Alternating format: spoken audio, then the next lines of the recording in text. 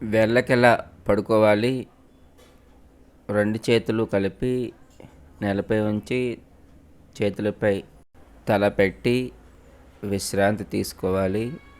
ఈరోజు చేయబోయే ఆసనం ధనుర ఆసనం. ధను మీన్స్ బాణం. ఈ ఆసనం బాణం వలె పోలి ఉంటుందని దీనికి ధనురాసనం అని పేరు వచ్చింది. ఎలా చేయాలో చూద్దాం. రైట్ లెగ్ బెండ్ చేసి రైట్ హ్యాండ్తో రైట్ యాంకిల్ని పట్టుకోవాలి. లెఫ్ట్ లెగ్ బెండ్ చేసి లెఫ్ట్ లెగ్ యాంకిల్ని పట్టుకోవాలి.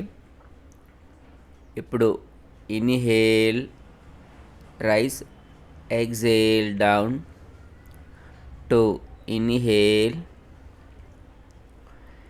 exhale down. 3 inhale,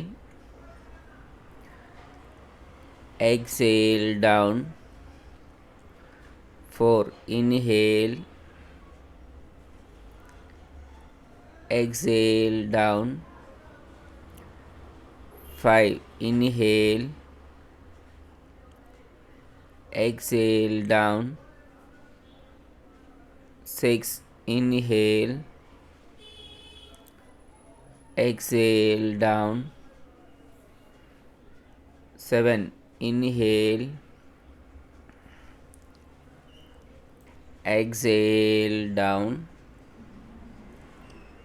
8 inhale, rise, exhale down. 9 inhale, rise,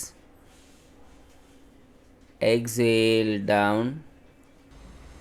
10 inhale, exhale, holding normal breath.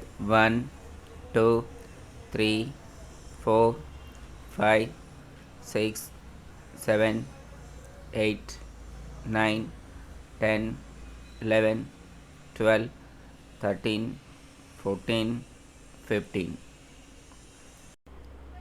విశ్రాంతి. ధనురాసన ఉపయోగాలు తెలుసుకుందాం. కీళ్ళ వ్యాధులను నివారిస్తుంది. చేతులకు, కాళ్ళకు, ఛాతీకి, గుండెకు మంచి వ్యాయామం అని చెప్పచ్చు. మలబద్ధకం ఉన్నవారికి ఇది అద్భుతమైన ఆసనం అని చెప్పచ్చు. ఎవరు చేయకూడదు? Heart problems, సైటికా, severe back condition, hernia ఉన్నవారు చేయకూడదు. బీపీ ఉన్నవారు గురువు సహాయంతో చేయాలి. ఇప్పటి వరకు మా ఛానల్ని సబ్స్క్రైబ్ చేయనట్లయితే ఇప్పుడే సబ్స్క్రైబ్ చేయండి. గురుభ్యో నమః.